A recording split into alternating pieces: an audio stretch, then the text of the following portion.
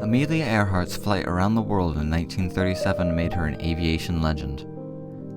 For the last 85 years, the journey has captivated the public, not because the trip was a success, but rather because Earhart and her navigator Fred Noonan vanished.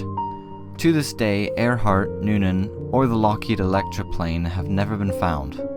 They started their journey in Oakland, California, and 22,000 miles later they arrived in Lae, New Guinea. After Lae, they were set up to land and refuel in Howland Island in the Pacific Ocean, but they never arrived. Howland Island is a very small island. It is only 6,500 feet long and 1,600 feet wide. Earhart and Noonan were aware that it would not be an easy location to land, so they had worked out a celestial navigation path as well as a U.S. Coastal Guard ship, Itasca, to maintain radio communication for landing guidance. The sky was overcast that day, so their reliance on the Itasca would be necessary. Their takeoff from Lae potentially doomed them from the start. It is thought that the plane's radio receiving antenna was damaged when they took off, so they were unable to receive incoming radio messages from the Itasca.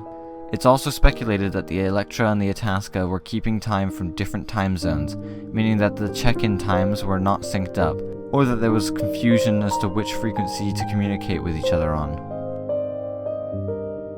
For decades, people have speculated what happened to Earhart and Noonan and what their fates were.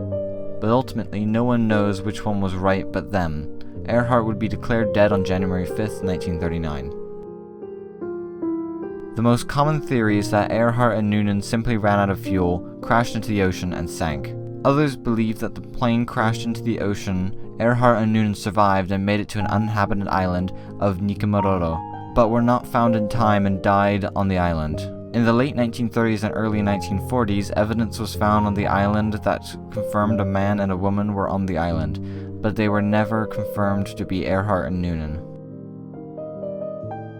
Just 4 years after Amelia Earhart's disappearance, another world-renowned female pilot met a similar fate. English pilot Amy Johnson disappeared while flying in 1941.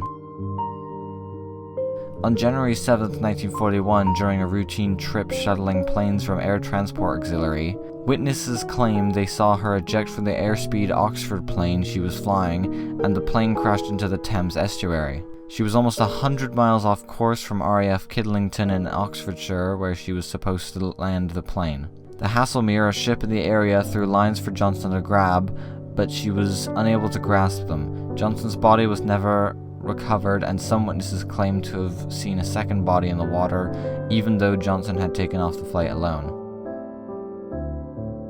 Just like Earhart's final flight, visibility was poor. Johnson was competing against fog and cold temperatures, potentially causing icing on the plane. The theories as to what happened are similar to Earhart's. Some suspect that she attempted to fly above the fog. As a result, she lost track of her location and ran out of gas, causing her to crash into the water. Others claim that twice she failed to relay the correct identification code over the radio and her plane was shot down over fear it was a Nazi aircraft. When it was discovered who was shot down, the gunmen involved were told to keep the incident to themselves for fear of hurting morale in the country. There is also speculation that when the Haslemere attempted their rescue mission, she got pulled into the Haslemere's propellers, which killed her.